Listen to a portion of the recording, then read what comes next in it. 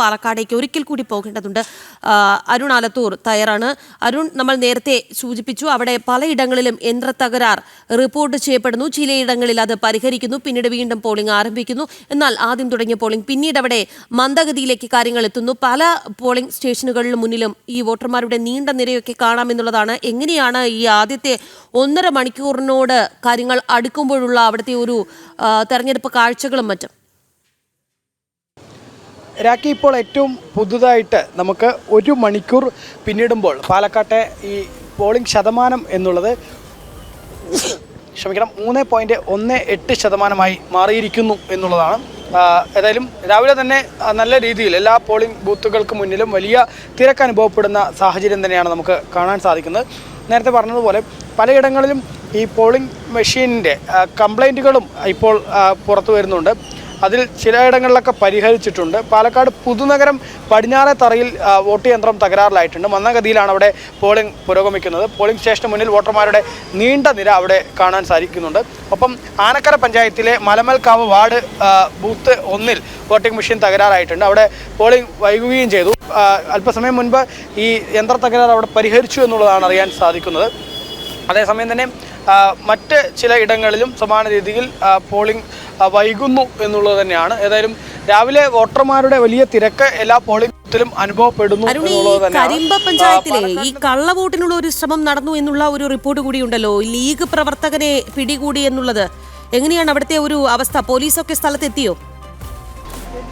ഇപ്പോൾ പോലീസ് ഉൾപ്പെടെ സ്ഥലത്തെത്തിയിട്ടുണ്ട്. കരിമ്പ പഞ്ചായത്തിലാണ് കള്ളവോട്ടിൻ്റെ ശ്രമം ഉണ്ടായിരിക്കുന്നത്. മുസ്ലിം ലീഗ് പ്രവർത്തകൻ താജുദ്ദീനെയാണ് പിടിച്ചിരിക്കുന്നത്. കരിമ്പ പഞ്ചായത്തിലെ വാർഡ് 15 ബൂത്ത് 1 ക്രമ നമ്പർ 766 ആദ്യം ഇദ്ദേഹം വോട്ട് ചെയ്യുകയുണ്ടായി. പിന്നീട് വാർഡ് 11 644 ക്രമ നമ്പറിൽ വീണ്ടും വോട്ട് ചെയ്യാൻ എത്തിയ സമയത്താണ് BJP പ്രവർത്തകർ ഇയാളെ പിടിക്കുന്നത്.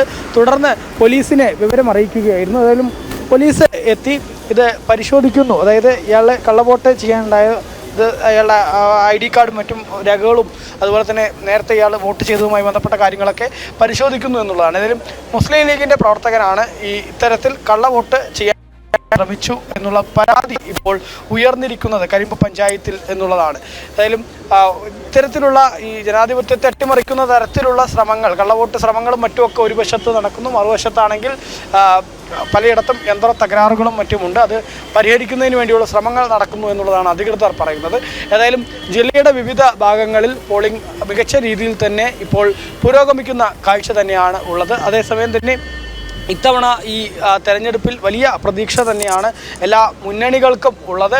ഇന്നിപ്പോൾ രാവിലെ വോട്ട് ചെയ്തതിന് ശേഷം, വോട്ട് രേഖപ്പെടുത്തിയതിന് ശേഷം പാലക്കാട് ഇപ്പോൾ ആദ്യം പ്രതികരിച്ചത് BJPയുടെ സംസ്ഥാന വൈസ് പ്രസിഡന്റായ C കൃഷ്ണകുമാറാണ്. അദ്ദേഹം പറഞ്ഞത് പാലക്കാട് നഗരസഭ BJP നിർത്തുമെന്നും 30-ലധികം സീറ്റുകൾ നേടുമെന്നുമാണ്. വികസനത്തിന് ജനങ്ങൾ വോട്ട് ചെയ്യുമെന്നുൾപ്പെടെ അദ്ദേഹം പറയുകയുണ്ടായി. മാത്രമല്ല പാലക്കാട്ടെ സ്ത്രീ വോട്ടർമാരുടെ വോട്ട് BJPക്കാണെന്നും സ്ത്രീ പീഡകനായ MLA സംരക്ഷിച്ച UDFന് വോട്ടർമാർ കനത്ത തിരിച്ചടി നൽകുമെന്നും അദ്ദേഹം പറയുകയുണ്ടായി. ഏതായാലും പാലക്കാട് തെരഞ്ഞെടുപ്പിൽ നമുക്കറിയാം ഏറ്റവും പ്രധാനപ്പെട്ട ചർച്ച എന്നുള്ളത് ഈ കോൺഗ്രസിൻ്റെ ഒരു MLAയുടെ ഭാഗത്തു നിന്നുണ്ടായ കാര്യങ്ങൾ തന്നെയാണെന്നുള്ളതിൽ യാതൊരു സംശയവുമില്ല. കാരണം UDF പാലക്കാട് നഗരസഭ തങ്ങൾ പിടിക്കാൻ പോകുന്നു എന്നൊക്കെ പറഞ്ഞ ഒരു താരപ്രചാരകനായിട്ട് അവതരിപ്പിച്ചത് രാഹുൽ മാങ്കൂട്ടത്തിലിനെ ആയിരുന്നു. പക്ഷേ രാഹുൽ മാങ്കൂട്ടത്തിനെതിരെ തുടർച്ചയായി പീഡന പരാതികൾ ഉയരുകയും പിന്നീട് പോലീസ് ബലാത്സംഗത്തിന് കേസെടുക്കുകയും ഒക്കെ ചെയ്യുകയായിരുന്നു. ഏതായാലും കഴിഞ്ഞ 13 ദിവസമായി രാഹുൽ മാങ്കൂട്ടത്തിൽ എന്ന പാലക്കാട്ടെ MLA ഒളിവിൽ കഴിയുന്ന സ്ഥിതിയുണ്ട്.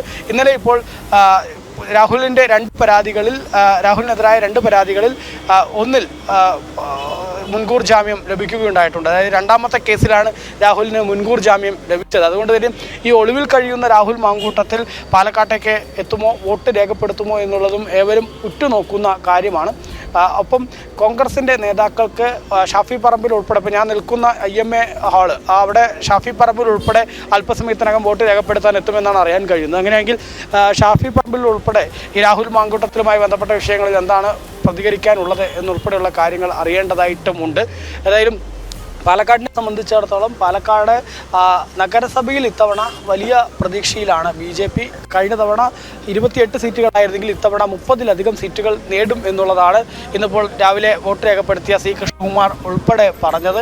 2015-ലാണ് കേരളത്തിൽ ആദ്യമായിട്ട് പാലക്കാട് നഗരസഭയിൽ BJP അധികാരത്തിലെത്തുന്നത്. അന്ന് കേവലം 22 സീറ്റ് മാത്രം, അതായത് കേവല ഭൂരിപക്ഷമില്ലാതെ 22 സീറ്റുകൾ മാത്രമായിരുന്നു ലഭിച്ചിരുന്നത്. പക്ഷേ ആ 22 സീറ്റുകൾ വെച്ച് 5 വർഷം മികച്ച രീതിയിൽ അവർ ഭരണം നടത്തുകയുണ്ടായി. തുടർന്ന് അവർക്ക് 2020-ൽ ഭരണ തുടർച്ച ലഭിക്കുകയായിരുന്നു പാലക്കാട് നഗരസഭയിൽ ചെയ്തത്. ആ ഭരണ തുടർച്ചയിൽ 28 സീറ്റുകൾ നൽകിക്കൊണ്ട്, അതായത് കേവല ഭൂരിപക്ഷം നൽകിക്കൊണ്ടായിരുന്നു പാലക്കാട് ജനത BJPക്കൊപ്പം 2020-ൽ നിന്നത്. ഇപ്പോൾ 2025-ലേക്ക് എത്തുമ്പോൾ നഗരത്തിൽ സമാനതകളില്ലാത്ത വികസന പ്രവർത്തനങ്ങളാണ് ചെയ്തിട്ടുള്ളത്. ഏകദേശം 400 കോടിയിലേറെ രൂപയുടെ വികസന പദ്ധതികൾ പാലക്കാട് നഗരസഭയിൽ BJP കഴിഞ്ഞ 5 വർഷത്തിനിടെ നടപ്പാക്കിയിട്ടുണ്ട്. അതൊക്കെ ജനങ്ങൾ തിരിച്ചറിയുമെന്നും അതൊക്കെ വോട്ടാവുമെന്നുമുള്ളതാണ് BJPയുടെ വിശ്വാസം. മാത്രമല്ല, തെരഞ്ഞെടുപ്പിൽ BJP പ്രധാനമായും ചർച്ചയാക്കിയതും തങ്ങൾ നടത്തിയ 5 വർഷ കാലയളവിലെ വികസന പ്രവർത്തനങ്ങൾ, പദ്ധതികൾ തന്നെയാണ്.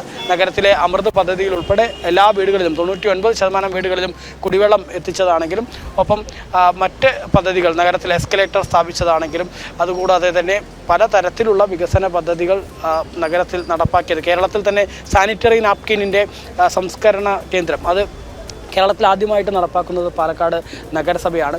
പ്ലാൻ ഫണ്ട് വിനിയോഗത്തിൽ പിണറായി വിജയൻ സർക്കാർ തന്നെ പാലക്കാട് നഗരസഭയ്ക്ക് 1ാം സ്ഥാനം നൽകുന്ന സാഹചര്യം ഉണ്ടായിട്ടുണ്ടായിരുന്നു. അങ്ങനെ നഗരത്തിലെ റോഡുകൾ നോക്കുകയാണെങ്കിൽ മിക്ക റോഡുകളും BMBC നിലവാരത്തിലേക്ക് ഉയർത്തുകയും ഈ ഭരണസമിതിയുടെ കാലത്ത് ചെയ്തിട്ടുണ്ട്. അതുകൊണ്ട് തന്നെ അവർക്ക് വലിയ വികസന പദ്ധതികൾ ഇത്രയേറെ ചെയ്തിട്ടുള്ളത്, 400 കോടിയിലേറെ രൂപയുടെ വികസന പദ്ധതികൾ ചെയ്തിട്ടുള്ളത് കൊണ്ടും, ഒപ്പം ഒരു അഴിമതി ആരോപണങ്ങളും കഴിഞ്ഞ 5 വർഷ കാലയളവിൽ പാലക്കാട് നഗരസഭയ്ക്ക് എതിരെ ഉയർന്നിട്ടുണ്ടായിരുന്നില്ല.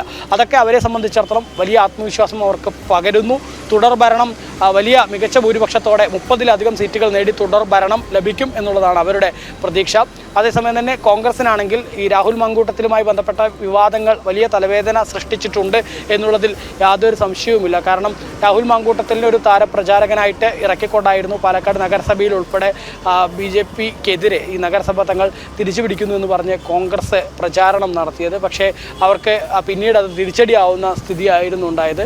രാഹുലുമായി കയറി ചെന്ന വീടുകളിലൊക്കെ പിന്നീട് കയറി ചെല്ലാൻ പോലും കഴിയാത്ത തരത്തിലേക്ക് കോൺഗ്രസ് എത്തുന്ന ഒരു സാഹചര്യം ഉണ്ടായിരുന്നു. ഒപ്പം ഇടതുപക്ഷത്തെ സംബന്ധിച്ചിടത്തോളം ശബരിമലയിലെ സ്വർണ്ണക്കൊള്ളയും മറ്റുമായി ബന്ധപ്പെട്ട വിവാദങ്ങളും അവർക്ക് വലിയ തിരിച്ചടിയാവുന്ന സ്ഥിതിയും ഉണ്ട്. അതുകൊണ്ട് തന്നെ ഇടതു വലതു മുന്നണികളിൽ വിവാദങ്ങളും മറ്റുമായി ബന്ധപ്പെട്ടവർ വലിയ മൂല്യച്യുതിയിൽ നിൽക്കുമ്പോൾ, മറുവശത്ത് വികസനം പറഞ്ഞുകൊണ്ട് വോട്ട് നേടി തങ്ങൾക്ക് മികച്ച വിജയം നേടാനാവും, 30-ലധികം സീറ്റുകൾ നേടാനാവും എന്നുള്ളതാണ് BJPയുടെ കണക്കുകൂട്ടൽ പ്രതീക്ഷ എന്നുള്ളതാണ്. നഗരസഭയിലെ കാര്യങ്ങളാണ് ഇത്രയും. നഗരസഭയ്ക്ക് പുറത്ത് നമ്മൾ പരിശോധിക്കുമ്പോൾ നഗരസഭയ്ക്ക് പുറത്ത് വിവിധ പഞ്ചായത്തുകളിലും മറ്റുമൊക്കെ ഭരണം പിടിക്കും ഇത്തവണ എന്നുള്ളതാണ് BJPയുടെ കണക്കുകൂട്ടൽ. പ്രത്യേകിച്ച് അകത്തേത്തറ പഞ്ചായത്ത്, മലമ്പുഴ പഞ്ചായത്ത്, പറളി പഞ്ചായത്ത്, ഒപ്പം ഷൊർണൂർ നഗരസഭ, ഒറ്റപ്പാലം നഗരസഭ, വാണിയംകുളം പഞ്ചായത്ത്, ലക്കിടിപ്പേരൂർ പഞ്ചായത്ത്, അമ്പലപ്പാറ പഞ്ചായത്ത്, അതുപോലെ തന്നെ അട്ടപ്പാടിയിലെ അഗളി, പുത്തൂർ പഞ്ചായത്തുകൾ, ഇത്തരത്തിൽ നിരവധി തദ്ദേശ സ്ഥാപനങ്ങളിൽ അധികാരത്തിലെത്തുന്ന തരത്തിലുള്ള പ്രവർത്തനങ്ങളാണ് ഇത്തവണ തങ്ങൾ നടത്തിയിട്ടുള്ളത് എന്നുള്ളതാണ് NDA ക്യാമ്പുകൾ ആത്മവിശ്വാസം ഇപ്പോൾ ഈ പോളിംഗ് ദിനത്തിലും പ്രകടിപ്പിക്കുന്നത് എന്നുള്ളതാണ്. ഒപ്പം തന്നെ വിവിധ ഇടങ്ങളിൽ വലിയ ഒറ്റക്കക്ഷിയാവുകയോ പ്രതിപക്ഷത്തേക്ക് എത്തുകയോ ഒക്കെ ചെയ്യുന്ന സ്ഥിതിയായിരിക്കും ഇത്തവണ പാലക്കാട് ഉണ്ടാവുക എന്നുള്ളതാണ് BJP ക്യാമ്പുകൾ ആത്മവിശ്വാസം പ്രകടിപ്പിക്കുന്നത്. അതേസമയം തന്നെ UDFിനെ പലയിടത്തും തദ്ദേശ സ്ഥാപനങ്ങൾ അവർക്ക് LDFിൻ്റെ കയ്യിൽ നിന്ന് പിടിച്ചെടുക്കാനാവുമെന്നുള്ള പ്രതീക്ഷ UDFിന് ഉണ്ട്. ഇടതുപക്ഷത്തെ സംബന്ധിച്ചിടത്തോളം അവരുടെ ആ ഒരു തദ്ദേശ സ്ഥാപനങ്ങളിലേക്ക് മേൽക്കോയ്മ നിലനിർത്താൻ കഴിയുമെന്നുള്ള വലിയ ആത്മവിശ്വാസത്തിലാണ് അവർ ഉള്ളത്. ഏതായാലും പോളിംഗ് പുരോഗമിക്കുകയാണ് പാലക്കാട്. ഈ ആദ്യത്തെ മണിക്കൂറുകൾ പിന്നിടുമ്പോൾ പാലക്കാട് നഗരസഭയിൽ തുടർ ഭരണം, അതും ഒരു വമ്പൻ മുന്നേറ്റമാണ് BJP പ്രതീക്ഷിക്കുന്നത് എന്നുള്ളതാണ്. അരുൺ അതോടൊപ്പം തന്നെ ചോദിക്കുകയാണ്, അരുൺ വോട്ട് ചെയ്തോ?